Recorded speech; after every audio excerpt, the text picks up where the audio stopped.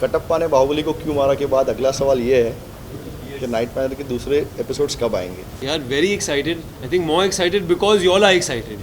I mean, it's really nice to have everyone that I've been meeting over the last 2-3 months has been like, यार कब आ रहा है बताओ. And that's a good feeling because I think the audience after watching the first 4 episodes wanted more.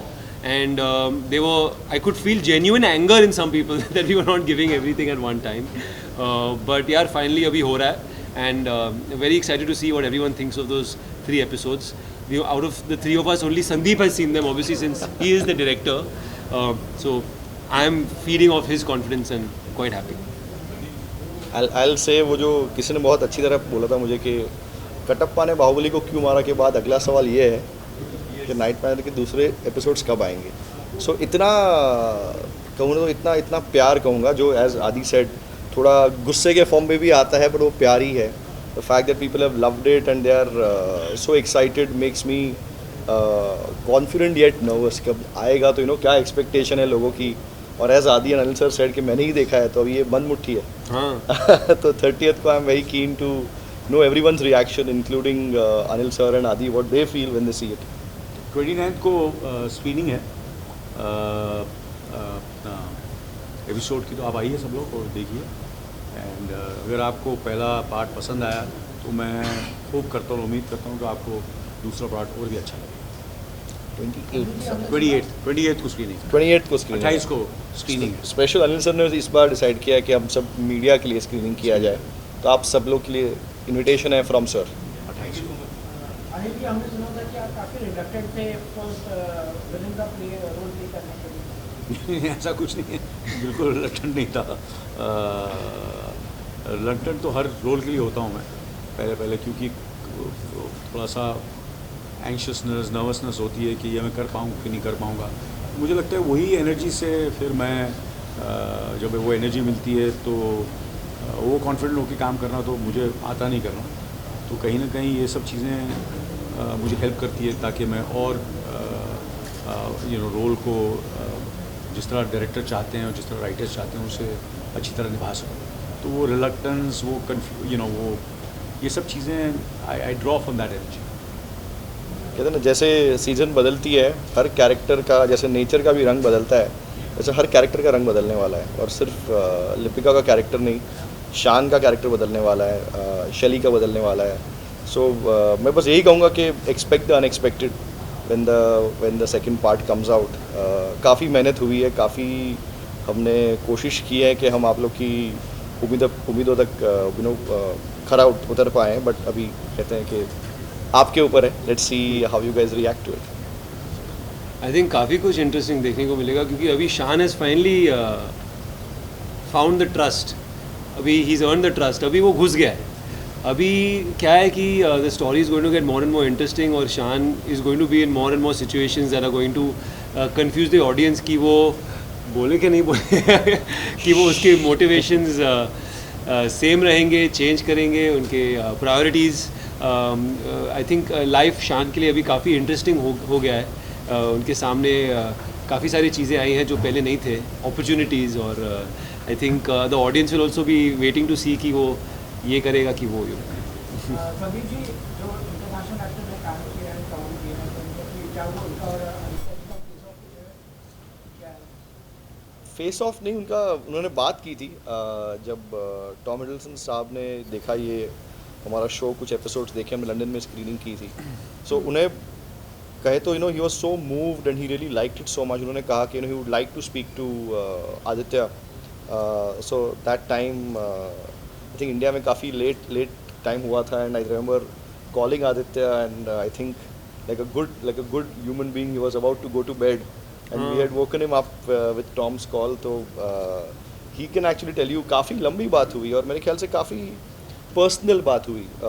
एक दो actors के बारे में. एक ही कॉमन पार्ट दोनों ने प्ले किया है. सो दोनों की किस तरह से उन्होंने अप्रोच किया काफ़ी डिटेल था. इनफैक्ट कुछ मिनट्स के बाद तो मैं भी दूर चला गया. I wanted them to have their moment together. It was a very personal and private thing for both of them. ये कि उनको एक्चुअली शो काफ़ी अच्छा लगा. They all of them love the show. They felt कि संदीप और writers ने बहुत यूनिक तरीके से उन्होंने अडेप्ट किया है फॉर द इंडियन सब कॉन्टिनेंट. रोल के बारे में बात की. He asked me how I approached it और I obviously was very thankful to him क्योंकि I got so much inspiration from the way he played his role. तो yes, we spoke for a while. उनको show भी अच्छी लगी और also the performance which I think was really nice to hear. And how was the journey so far, sir? 40 years Now you smile. ऐसे. 40 years कैसे गुजर गए पता ही नहीं चला. और बस अभी नाइट मैनेजर का इंतज़ार है पार्ट 2 का. 30 जून को डिज्नी हॉटस्टार पे रिलीज़ होगा. आप लोग सब देखिए, ज़रूर देखिए. और 29th को 28th को 28 तारीख को आप आइए. तो आपके सारे जो सवालों का जवाब हम वहाँ भी देंगे.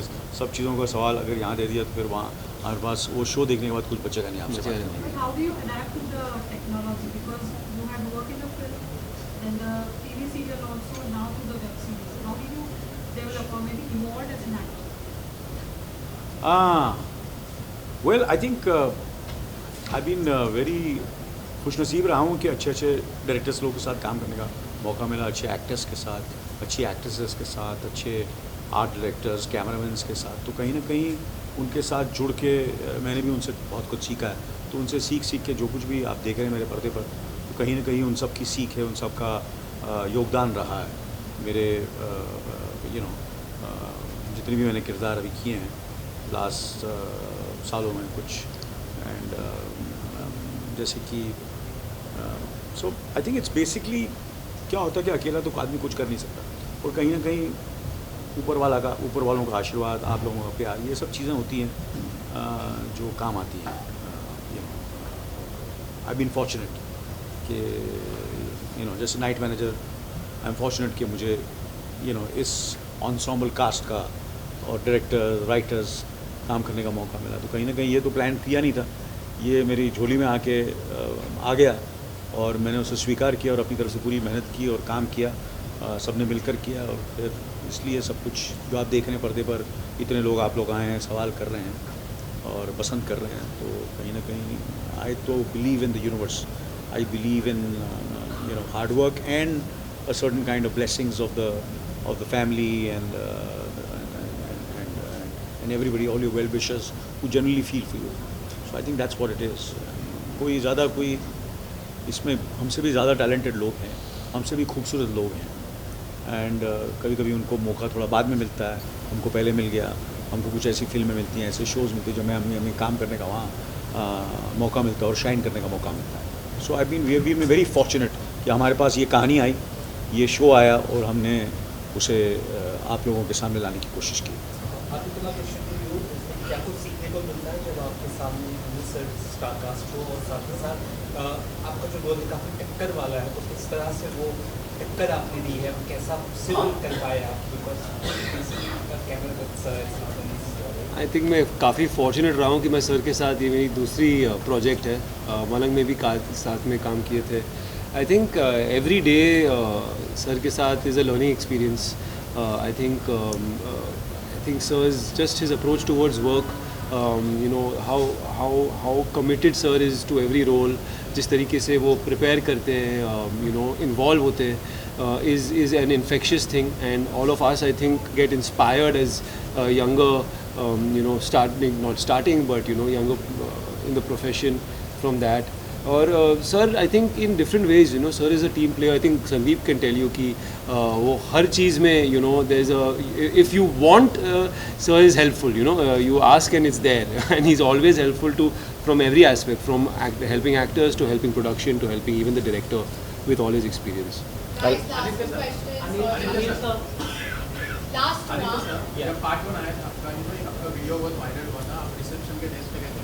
हाँ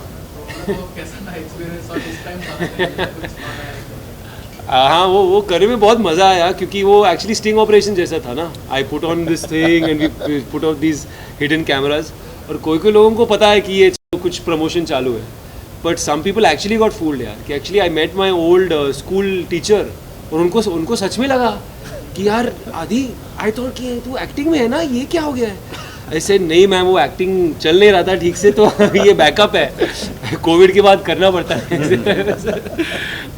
तो एक्चुअली करने में मज़ा आया, और एक्चुअली वो जॉब में क्या, जॉब इजी नहीं है, you know, I got to learn quite a bit of it, but यार देखते हैं वापस।